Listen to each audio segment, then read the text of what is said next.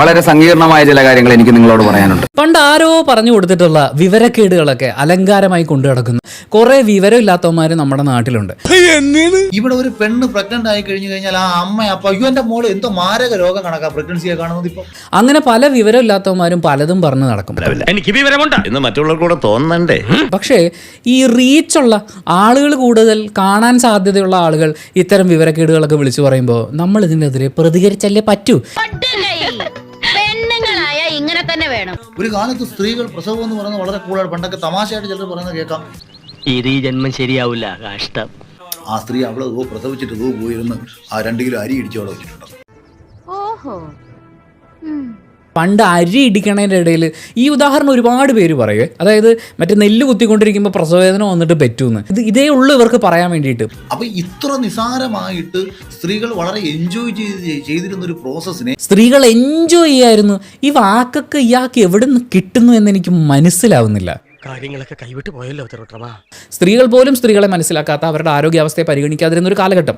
ആ സമയത്ത് ഇവർ നെല്ല് കുത്താൻ പോവുകയും പ്രസവവേദന വരികയും സൈഡിൽ പോയി പ്രസവിച്ചിട്ട് വീണ്ടും വന്ന് ചിലപ്പോൾ 2 പറ നെല്ല് കുത്തി കാണും. അത് ഗതികേടായിരുന്നു.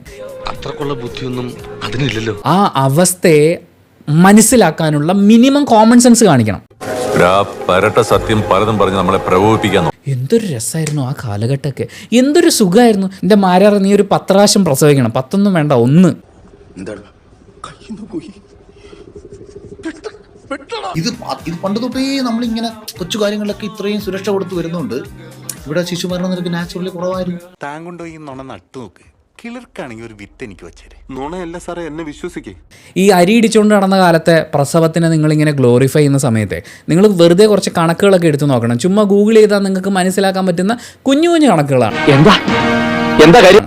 ഇൻഫന്റ് മോർട്ടാലിറ്റി റേറ്റ് എന്ന് പറയുന്ന ഒരു കാര്യമുണ്ട്. അതായത് 1000 കുഞ്ഞുങ്ങൾ ജനിക്കുമ്പോൾ അതിൽ എത്ര കുഞ്ഞുങ്ങളാണ് ജീവനോടെ വരുന്നത്, അല്ലെങ്കിൽ എത്ര കുഞ്ഞുങ്ങൾ മരിക്കുന്നു എന്നുള്ളത്. 1955-60 കാലഘട്ടങ്ങളിൽ ആ കണക്ക് 1000 കുഞ്ഞുങ്ങൾ ജനിക്കുമ്പോൾ 107 കുഞ്ഞുങ്ങൾ മരിച്ചിരുന്നു എന്നുള്ളതാണ്.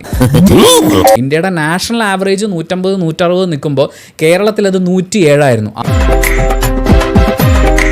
1000 കുഞ്ഞുങ്ങൾ ജനിക്കുമ്പോൾ 100 കുഞ്ഞുങ്ങൾ മരിക്കും. 2018 ആവുമ്പോഴേക്കും ആ വർഷത്തെ കണക്ക് പ്രകാരം 7 കുഞ്ഞുങ്ങളാണ്. 2023-25 ആവുമ്പോൾ അത് 5 കുഞ്ഞുങ്ങളിലേക്ക് ചുരുങ്ങി. അരി ഇടിക്കുമ്പോൾ പോയി പ്രസവിച്ചിട്ട് വന്ന ആ അമ്മൂമ്മയില്ലേ, പുള്ളിക്കാരി 12 പെറ്റ്, അതിൽ 6 ദീനം വന്ന് ചത്തുപോയി, 2 പെറ്റ ഉടനെ ചത്തുപോയി എന്ന് കൂളായിട്ട് പറയും. പ്രസവം എന്നൊക്കെ പറഞ്ഞ അന്നത്തെ കാലത്തെ പെണ്ണുങ്ങൾക്ക് നീ കുത്തിയിടുന്ന പപ്പായ പോലെ അക്കെടുക്കൂ ഇങ്ങനെയായിരുന്നു. അവർ വളരെ സുഖമായിട്ട് അവർ പ്രസവിച്ചിട്ട് വന്നു എന്ന് പറയുന്ന അതേ ലാഘവത്തോടെ കുഞ്ഞുങ്ങൾ തട്ടിപ്പോയി എന്നും പറഞ്ഞിട്ടുണ്ട്. ഞാനിത് കേൾക്കേണ്ടവനാ. നീ ഇത് കേൾക്കേണ്ടത് തന്നെയാണ്. എങ്ങോട്ട് ഞാൻ നടന്നു എങ്ങട്ടെ എന്ന് ചോദിച്ചാണോ?